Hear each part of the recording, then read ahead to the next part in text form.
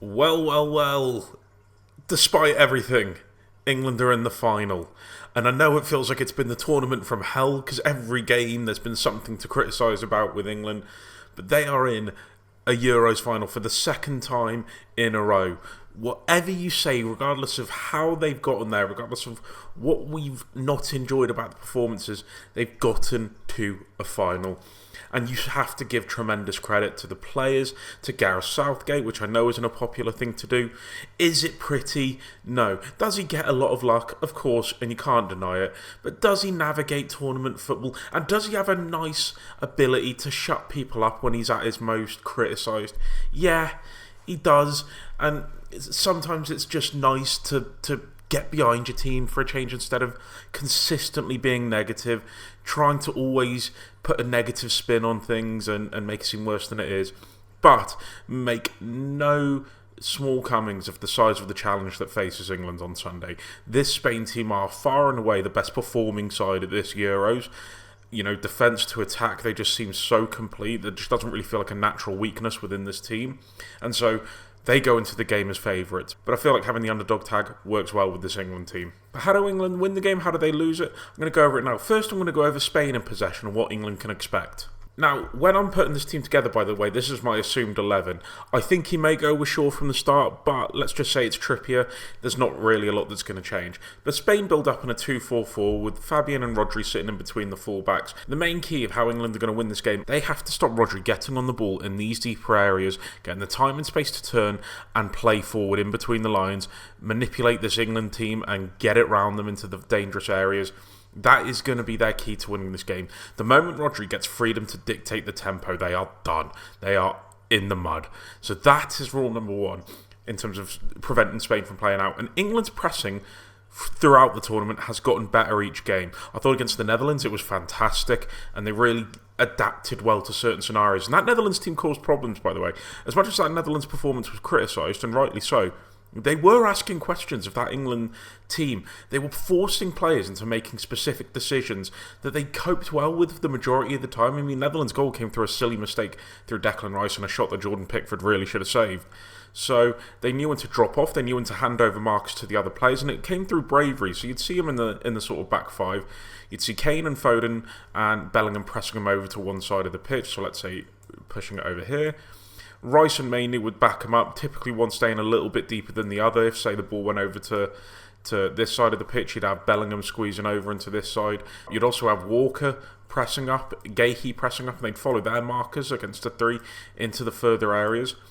And it's going to have to be a case of that. It's going to have to be a case of a lot of adaptation, maybe letting this back four stay on the ball in these areas. It'll maybe have to be a case of Bellingham zonally marking between full-back and centre-back, as Foden will be on this hand side, and just allow Kane to sit on Rodri. Kane isn't a full 90 minutes presser. He doesn't have the legs. He hasn't had them for years. So whether Kane just does a job sitting in on Rodri and Phil Foden and Jude Bellingham working it between these two. So let's just say Bellingham starts a little bit further out wide because Spain will try and build up wide. Pass goes into Lenormand. He can then switch the ball across to Laporte, and Foden's ready to cover that run while blocking the passing lane into Cucurella. And it's how those two work within that back four. Mainoo as well, or Declan Rice coming in to follow up onto Fabian, who typically likes to drop deep and contribute to these attacking areas as well. And the flexibility of this Spain team, and I've spoken about how hard they are to defend against before, but you will see players like Olmo dropping in, where Rice will have to gamble, where Yamal will drop in to get on the ball in these deeper areas, where Shaw or Trippier will have to gamble. And it's going to take a lot of bravery from England in these areas to gamble and press and force them into errors. The only issue is if in these pressing structures a man gets free and a player is overcommitted, how they then set up because of that will be key. So let's just say if Shaw gets pulled into this area with Yamal here, Carvajal gets the ball in a bit of space, which then forces Shaw into a position of does he stay or does he go. This is where Gahey, this is where Stones, this is where Walker, this is where even Saka having to tuck in at right wing back will be key, and where Carvajal can play the ball forward. I think he'll have to focus more on what's behind him as opposed to what's in front of him. But I think allowing him to push up into Cucurella maybe to give Foden and Bellingham that support and have Walker left one-on-one with Nico Williams in this situation is key. And whoever has to deal with Morata in this area here, which will probably end up being John Stones, has got to be prepared to engage in these deeper areas, as he does like to drop in. It could be a plan that Spain used to break the England press. It's the movements as well of Spain that's going to really cause England problems in these deeper areas. It must be a nightmare trying to mark some of these Spanish players sometimes, because I feel like you've got him in your sights, you're a bit tight with him. All of a sudden you look back and he's nowhere to be seen. You're like, where's he gone? I swear I just saw him. So it's dealing with those subtle movements and those rotations of, the quick turn of place. They're just so comfortable in building up Spain. The way they just manipulate the ball, play it around the corner, and the little subtle movements they make to players. Which is why I think when England press initially, they've got to be brave with it. They've really got to force them into forcing it back to Simon and have him going long. And this is where Rice is going to be key, because this England team do lack a bit of aerial threat in that defensive line without Harry Maguire. So Rice covering this area is going to have to be key on defensive transition, which he's been good at all tournament. So it's stopping Rodri getting on the ball, forcing him along, and rely on Declan Rice's defensive transition to win the ball back in these higher up areas. Because if you win the ball back high against this Spain team, Lenormand and Laporte are not the most athletic, so they could struggle against those players with that quick little turn of pace like a Phil Foden. Cucurella is overly erratic in terms of his recovery.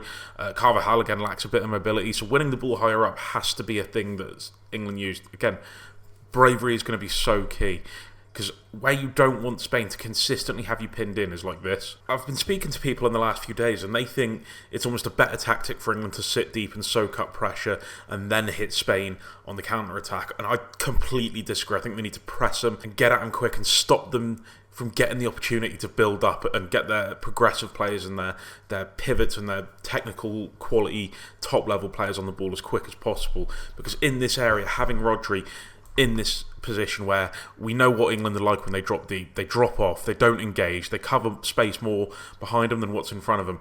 And so him having these little bits of space, Fabian working vertically in this area here, same with Olmo, really working Rice and Mainu apart. Those two can get really pulled apart, and then it's whether John Stones and Gahey are going to engage Morata in this situation.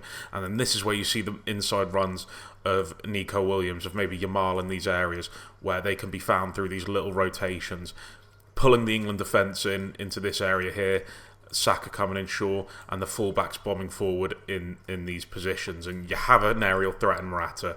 You have good runners off the ball with the rest of those attacking players. And we also have the threat of Rodri, who can drop deep and allow Laporte to drive forward with the ball. It's how England cope with those little bits of rotation.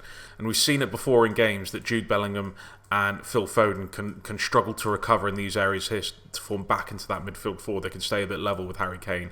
They need to, because Fabian and Olmo will absolutely run riot, and you do not want to have Rice and Mainu in these positions when they're in between three players. You don't want to have Mainu in between Morata, in between Nico Williams, in between Fabian, and Rice on the other side with Morata again and Yamal and Olmo. It's going to be a killer. When they get back into this space, it's got to be compact and it's got to be tight, quick.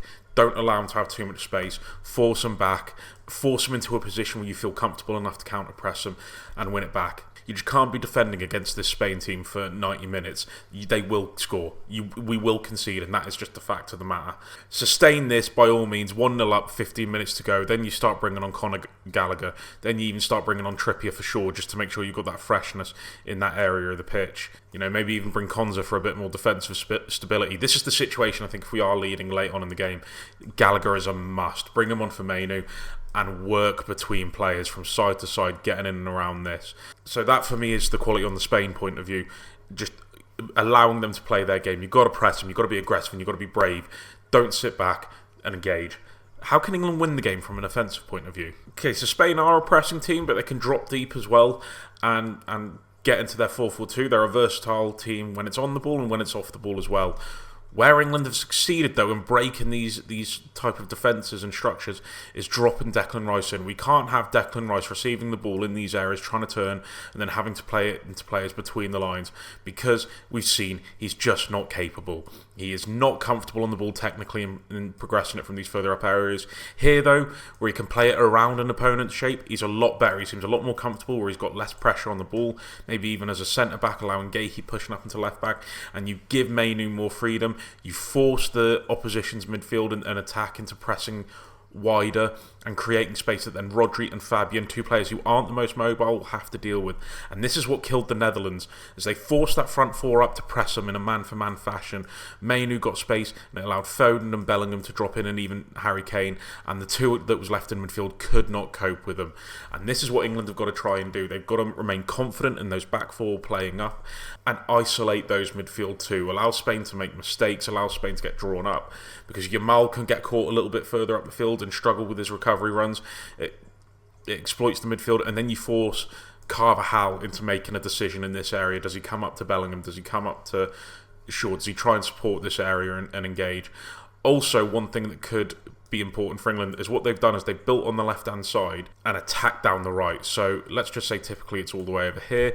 This forces the Spain shape along. If I just demonstrate that now, is you create a situation like this where the Spain team has shifted all the way over here. England can work with the possession on this side. You think Rodri will be focused more on Bellingham and Fabian more on Foden, and it's how you get Mainu and Kane involved in these situations. And the real threat for England in these areas is going to be this switch on this side to Saka. Cucurella's having a fantastic tournament, full credit to him. He is still a defensive liability one-on-one. Saka one-on-one this tournament has been really, really good. This position here is what is going to win the game for England if they are going to. They need to isolate Saka one-on-one with Cucurella as quick as possible, and he needs to drive at him. He needs to have him pedalling backwards. He needs to unsettle him, have the comfort of Declan Rice dropping into the defensive line so Walker can overlap. And although Williams is very good defensively and he covers round, you're forcing Cucurella then, who is erratic, who doesn't make great decisions and responds too easily to players making runs, to then come into this area here that allows Saka to move in free, and they've got to find that ball back to him where he can then cause trouble in the box. As much as Shaw's going to be a threat, and they now have a player with natural width on that left-hand side who can cross on his left foot and will put high-quality crosses, which, to be fair, Trippier did do a lot better in the Netherlands game, but the quality is going to be a lot better when you've got a player on a stronger foot. That's just an obvious, isn't it? And Foden and Bellingham have improved greatly coming into this tournament. And those two, in these possessions, the questions they're going to ask of that Spanish midfield and the positions they take up, whether it's between the line, the combinations with Mainu and Kane, is going to be huge. And ask questions of the Spain midfield, drag them out into position, have confidence on the ball in these areas when they come out. And there's got to be more fluidity from Kane, which there was again in the Netherlands game, to make these movements to show for the ball that into space that opens up, and find those balls in these areas. Once the ball gets in between the lines, the passes have got to be quick to a Saka or to a Luke Shaw on these sides, because Kane will get engaged. Where Netherlands dropped off defensively, Laporte will engage Kane in these areas, and he's got to be able to use his quality to beat that, and use his strength, which we know he has, to resist the challenge and progress it into these attacking areas. But where England have done really well so far, and they have great quality from the bench. To be fair, maybe it's just that Spain do have equal quality with England's bench. It's just they dominate games early on, so you never really see them using it. But we saw the impact that Palmer had late in the game, coming on for a Phil Foden. You saw the impact that Ollie Watkins had, that Harry Kane did. And I think these two players, as much as people call for Watkins to start, Mark Goldbridge, I'm looking at you, you absolute nutter. There is not a universe that exists where Harry Kane should be on the bench and Ollie Watkins should be starting on Sunday. But should Ollie Watkins be coming off the bench? Yes, he's the one I would like above Ivan Toney. As much as Ivan Toney's done fantastically this tournament, but him with 10-15 minutes to go, using his athleticism, using his runs in behind to stretch that back four, to exploit them against Laporte, who lacks a little bit of mobility, against Lenormand, who hasn't yet been faced with the challenge where he's one-on-one, so we've yet to see his qualities really tested. With Palmer, who does stick to positions more in between the lines to create in these areas, is going to be key. The substitutions, like it has all tournament, is going to win England the game. Could we see Anthony Gordon make more than a 2-minute appearance against Carvajal, exploiting him for pace? Again, it's an option that Southgate's going to have to use. But you can get at this Spain team. You can get at them. You can exploit them. You can pull them apart and exploit what may be a lack of mobility in that defensive shape. But we've got to move the ball quicker, England, which we did against Netherlands. It's got to be moved with pace. It's got to be moved with efficiency. And players have got to be confident taking the ball in these areas. I think it can come home. Let's all believe, lads. Let's all believe that football is finally coming bloody home. I'll see you Monday morning, where we'll talk about the game, and hopefully in positive terms. Cheers, lads. In a bit.